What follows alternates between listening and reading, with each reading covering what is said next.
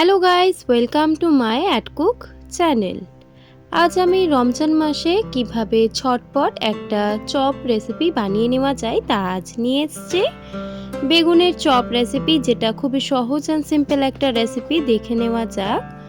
সর্বপ্রথম এখানে আমি নিয়ে নিয়েছি একটা মিডিয়াম সাইজের বেগুনটা কিন্তু একটু শুকিয়ে গিয়েছিল, চাইলে আপনারা টাটকা বেগুনও নিয়ে নিতে পারেন। সমস্ত এখানে আমি বেগুনটা এবার কেটে নেব। এখানে আমি বেগুনগুলোকে প্রায় অনেকটাই পাতলা করে কেটে নিয়েছি। চাইলে আপনারা মোটা করে, অল্প একটু মোটা বা অনেকটা সরু করে বেগুনগুলোকে কেটেও নিতে পারেন। এখানে আমি ভালোভাবে বেগুনগুলোকে কেটে নিয়েছি। আমি প্রথমে বেগুনটাকে পুরো ধুয়ে নিয়েছিলাম, তারপর কেটে নিয়েছি। তারপর এর মধ্যে আমি দিয়ে দিচ্ছি এখন স্বাদ পরিমাণে নুন। আমি এখানে হাফ চা চামচ নুন ব্যবহার করলাম।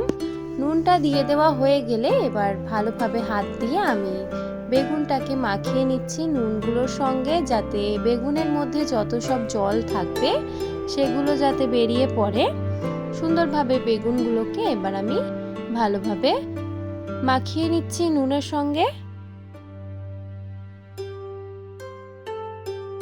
সমস্ত বেগুন আমি ভালোভাবে নুন মাখিয়ে নিয়েছি। দেখুন, এই বেগুনটার মধ্যে সমস্ত কিন্তু নুনটা মাখিয়ে নেওয়া হয়ে গেছে। এবার আমি বেগুনগুলোকে সাইডে রেখে একটা বেসনের ব্যাটার বানিয়ে ফেলবো। বেসনের ব্যাটার বানিয়ে নেওয়ার জন্য এখানে আমি নিয়ে নিয়েছি একটা বোল, আর বোলের মধ্যে এখানে আমি একটা জালিযুক্ত ছাঁকনি নিয়ে নিচ্ছি, যাতে আমি বেসনটা এর মধ্যে ছেঁকে নিতে পারি। ছাঁকনির মধ্যে আমি বেসনটাকে দিলাম প্রায় এক বাটি পরিমাণে বেসনটা দিয়ে দেওয়ার পর ভালোভাবে এবার ছাঁকুনি দিয়ে ছেঁকে নেব, যাতে কোনো গুঠলে না থাকে। দেখুন, সুন্দরভাবে এখানে আমি বেসনটাকে ভালোভাবে চেলে নিয়েছি, আর সুন্দরভাবে কিন্তু বেসনটা এখানে গুঁড়ো গুঁড়ো হয়ে গেছে।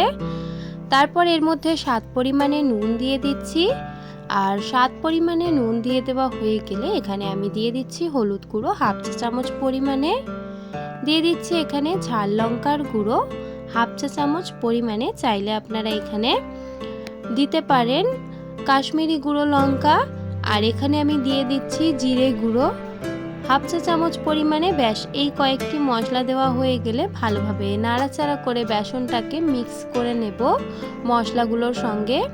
সুন্দরভাবে আমি এখানে একটা চামচের দ্বারাই বেসনগুলোকে মিক্স করে নিচ্ছি। বেসনগুলোকে মশলার সঙ্গে, শুকনো উপকরণের সঙ্গেই কিন্তু মিক্স করে নিতে হবে। জলের মধ্যে যদি আপনারা মিক্স করতে চান তাহলে কিন্তু গুঁটলে হয়ে যাবে। সুন্দরভাবে এবার আমি জল দিয়ে দিলাম। শুকনো উপকরণগুলো মিক্স হয়ে যাওয়ার পর এবার একটা ঘন ব্যাটার বানাবো বেসনের। তার জন্য এখানে আমি হাফেরও হাফ কাপ জল দিয়েছি। অল্প একটু জল দেওয়ার পর ভালোভাবে বেসনটাকে মিক্স করছি, যাতে সুন্দরভাবে একটা ঘন ব্যাটার তৈরি হয়। যদি জলের প্রয়োজন মনে হয় পরবর্তীকালে জল দেবেন। আস্তে আস্তে করে বেসনটাকে ভালোভাবে মিক্স করতে হবে, না হলে কিন্তু বেসনটা যদি পাতলা হয়ে যায় তাহলে এখানে চলবে না।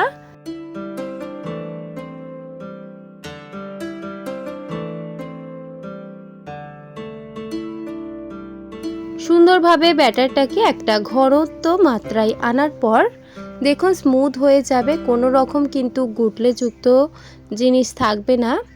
তারপর এখানে আমি ব্যাটারটাকে সাইডে রেখে নুন মেখে নেওয়া বেগুনগুলো এবার আমি এই ব্যাটারের মধ্যে ভালোভাবে ডিপ করে নিচ্ছি।